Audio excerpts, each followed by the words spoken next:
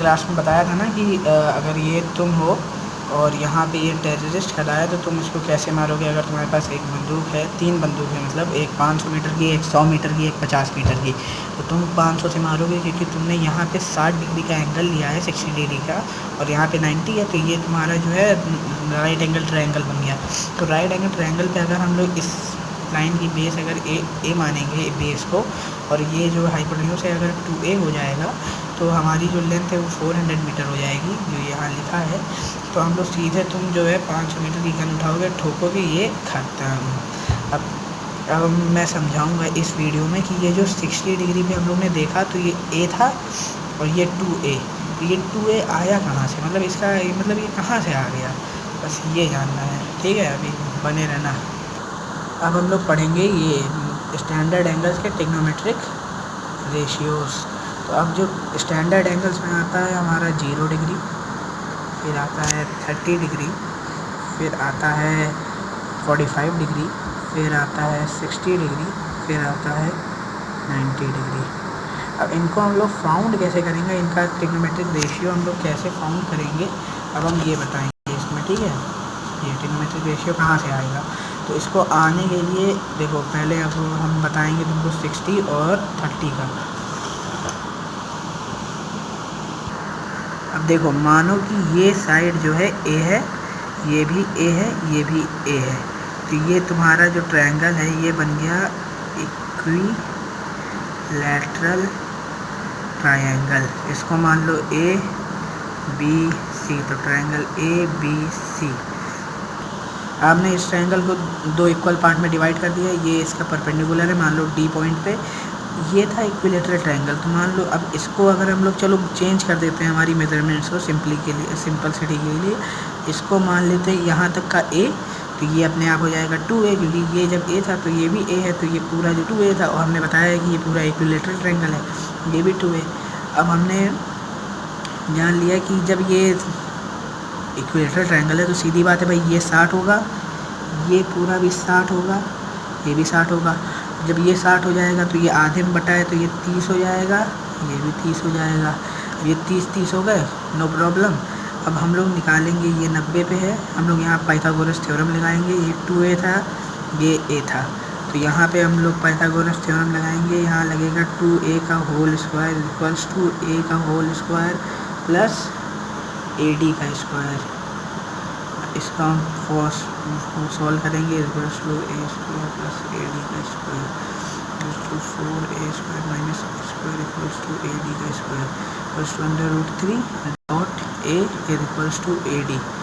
ये कैसे आया समझ गया ना, ये 3a स्क्वायर हो जाएगा, इसको हम लोग अंडर रूट कर देंगे, तो ये यहाँ से a स्क्वायर अंडर रूट होगा तो a हो जाएगा, और √3 रह जाएगा, यानी कि वैल्यू समझ लो एक तरह से निकल के आएगी, ये अप्रोक्सीमेट निकल के आएगी 1.732 इंटू a। ठीक है, वैसे ऐसे लिख लो √3 है, ये ज़्यादा ठीक है, तो मतलब हमारी इसकी लेंथ निकल आई √3a।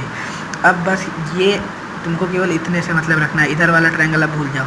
ठीक है, अब तुम्हारे तीनों तुमको मेजरमेंट मिल गई, 2a a 3a पूछा हो गया था इसलिए इधर ले आया। ठीक है, इधर बढ़िया से देखो साफ़ सुथरा, ये हमें याद है ये 60 था और ये जो था ये 30 था। ठीक है, अब हम लोग सिंपल है भाई, अब तो निकाल ही लेंगे। अब इधर अगर निकालना है sin 60, तो भाई sin 60 याद ही होगा p/h होता है। ठीक है, जब p/h होता है तो यहाँ पे sin 60 निकालना है, तो p सीधी बात है ये हो जाएगा, h हमारा ये है ही है, √3 dot a upon 2a is equal to √3/2। ऐसे ही cos 60 निकाल लेंगे, cos 60 निकालने के लिए बेस अपॉन हाइपोटेन्यूज, यानी कि a/2a, तो a/2a करेंगे, a/2a, a और a cancel out equals to 1/2 and so on. ऐसे ही निकाल लेना, कट कट कट कट। अब आ गए 60, मैंने बोला था 30 भी बताऊंगा है, तो 30 तो बहुत सिंपल है ऐसे ही। अब इसी ट्रायंगल को इस तरह रख दो, इसमें क्या बड़ी बात है, 30 अपने मन में रखना है, ये सब याद करना पड़ता है, इसलिए इसको इस तरह मान लो तो बहुत आसान हो जाता है कुल मिला के। तो ये हो गया 30। अब 30 रखने के लिए सीधी बात है भाई, अगर तुमको 30 निकालना है तो इधर ले लो sin 30। अब 30 के लिए तुमको p/h, अच्छा एक बात बताएं, अब इतना तुम लोग समझ ही गए होगे कि भाई देखो sin 30 में तुम्हारा परपेंडिकुलर ये निकल के आया, हाइपोटेन्यूज ये है, और cos 30 में देखो बेस अपॉन हाइपोटेन्यूज, और बेस भी यही था और हाइपोटेन्यूज भी यही था। तो ये चीज़ एक कॉमन देखोगे अभी, perpendicular upon hypotenuse is equals to, यहाँ पे 30 का परपेंडिकुलर है 1 और ये 2, 1/2। अब 1/2 देखो, और यहाँ पे देखो cos 60 का 1/2 है, और sin 30 भी जो है 1/2 है। यानी कि निष्कर्ष ये निकल के आया कि जो हमारा cos 60 है वो sin 30 के बराबर है। ऐसे ही देखोगे cos 60 sin 30 के बराबर है, sin 60 cos 30 के बराबर है, tan 60 cot 60 के बराबर हो जाए, cot 30 के बराबर हो जाएगा, एंड सो ऑन। ये सिंपल है। ऐसे ही तुम मतलब सीधी बात है भाई, जब यहाँ परपेंडिकुलर इसका ये हो जाएगा बेस ये, तो भाई ये चीज़ ऐसे घूमेगी, तो सीधी बात है बेस जहाँ, जब यहाँ बेस था तो यहाँ परपेंडिकुलर हो जाएगा, सिंपल। शुरुआत में ही बोला था कि हाँ कि मैं जो है ना 45 का ही बताऊंगा, तो 45 का जान लो भाई, ये 90 हो जाएगा अपना। तो ये बन गया अपना एक राइट एंगल ट्रायंगल ABC, और यहाँ पे अपना मान लो ये 45 हो गया, ठीक है। तो 45 जब हो जाएगा तो अपने आप ये जो है A हो जाएगा, ये भी A हो जाएगा। तो यानी कि तुम्हारा ये और ये एक बराबर हो गया। उसमें क्या था, जो 60 वाला था, एक छोटा सा बना लो, तो उसमें ये जो था वो √3.a था, और ये कितना था, ये वाला ये था A, और ये वाला था 2a, ठीक है। अब इधर इससे हटो, इससे कोई मतलब नहीं है। अभी इधर चलो, इधर देखोगे, इधर देखो ये 45 हो गया, तो जब ये A हो गया, ये हो गया, अब इसमें भी पाइथागोरस थ्योरम लगा देंगे। तो A को 1 मान लो तुम, या A ही मानो, तो a² + a² is equals to AC का स्क्वायर, तो 2a² is equals to AC का स्क्वायर, तो √2a² equals to AC, √2.a is equals to AC, ठीक है। बहुत सिंपल है, मतलब बहुत सिंपल फंडा है। तो ये तुम्हारा हो जाएगा √2.a, समाप्त। अब इसमें से भी वही चीज़ है यार, साइन निकालना है अगर तुमको, मान लो साइन निकालने के लिए तुम ऐसे रखो साइन 45, अब साइन 45 में तुम्हारा ये हो जाएगा और ये हो जाएगा। अच्छा इसमें देखो साइन 45 जो होता है वो cos 45 के बराबर हो जाता है, कैसे, क्योंकि तुम्हारा बेस भी उतना ही है, ये परपेंडिकुलर भी उतना ही है। कैसे, अब चलो एक बार प्रूव करके दिखा देते हैं। मान लो साइन 45 हो जाएगा तुम्हारा A, साइन 45 जो है तुम्हारा वो हो जाएगा A/√2.a, और ये कैंसिल आउट हो गया, 1/√2 आ गया, ठीक है। और ऐसे ही मानो अब cos 45 निकाल लो, cos 45 निकालने के लिए करके देखो, cos 45 में बेस तुम्हारा ये हो जाएगा, और हाइपोटेन्यूज जो है वो ये हो जाएगा। तो हाइपोटेन्यूज बेस तुम्हारा हो गया A, और ये हो गया √2.a, तो A और A cancel out, equals to 1/√2।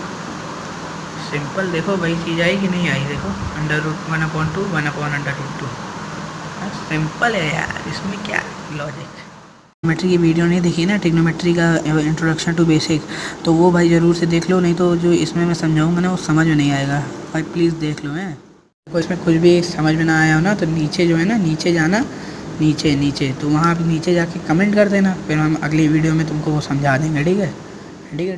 हम लोग देखो प्रूफ करेंगे ट्रिग्नोमेट्रिक रेशियो ऑफ 0, ठीक है। अब देखो 0 डिग्री का जो एंगल है, मान लो पहले अभी आराम से चलते हैं, मानो ये थीटा है, ठीक है। तो इस ट्रायंगल को मान लो A, यहाँ पे मान लो B, यहाँ पे मान लो C, ठीक है। तो यहाँ जो हमें ट्रायंगल मिला, ट्रायंगल ABC, ठीक है, राइट एंगल ट्रायंगल है, ठीक है।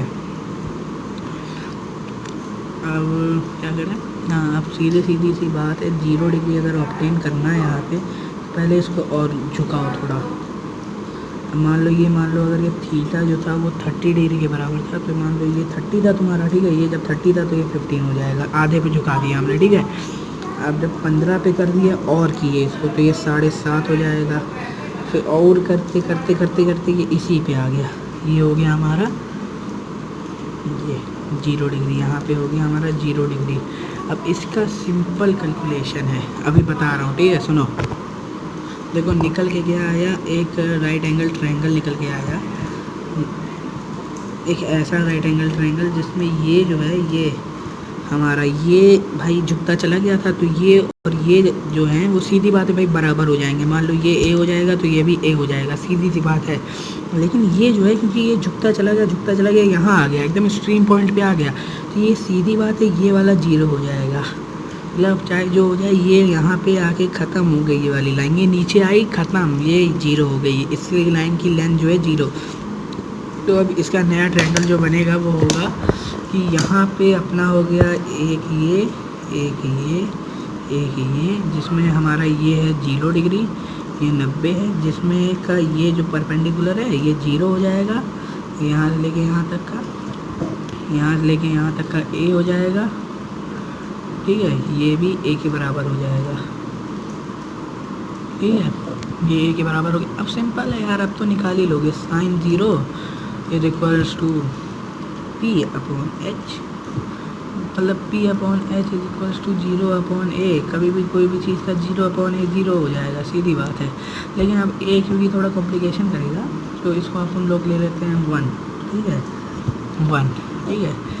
तो ये हो गया। फिर cos 0 जो है वो और आसान हो गया, बेस अपॉन हाइपोटेन्यूज यानी कि 1 अपॉन 1 देखो 1। अरे यार देखो 1 ही लेने का नहीं दे सकते, अगर तुम यहाँ 10 लोगे तो यहाँ भी 10 लोगे, 10 अपॉन 10 करोगे तो भी बनाएगा। यहाँ 5 लो, यहाँ 5 लोगे तो यहाँ भी 5 आएगा। अरे तुम बहुत ज़्यादा वो √2 ले लो, √2, तो ये भी √2 होगा, तो भी वैल्यू हमेशा सेम रहेंगी चाहे जो कर दो। फिर आ जाओ tan 0 पे, tan 0 यानी कि p अपॉन बी यानी कि देखो 0 अपॉन 1 इज इक्वल्स टू 0। अब आएगा सबसे मज़ेदार, cot 0 is equals to b upon p is equals to 1 upon 0। मतलब भाई 1 अपॉन 0 मतलब इसका आज से कोई कैलकुलेशन नहीं निकाल पाया, इसलिए हम लोग इसको या तो लिख देते हैं अनडिफाइंड, मतलब जिसको कोई डिफाइन नहीं कर सकता है, या फिर हम लोग सीधे लिख देते हैं इन्फिनिटी, बस ख़त्म। हाँ तो भाई देखो, एक हो गया अपना 0 हो गया, एक 30 हो गया, एक 45 हो गया, एक 60 हो गया। अब बचा है केवल 90। तो 90 अब अपन लोग कल अगले वीडियो में करेंगे, ठीक है, आज नहीं, अब अगले में। चलो अभी के लिए बाय।